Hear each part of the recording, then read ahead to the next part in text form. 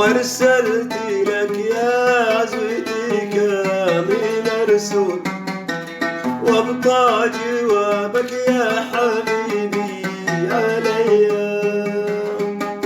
وارسلت لك يا عزوتي كامل مرسول، وابقى جوابك يا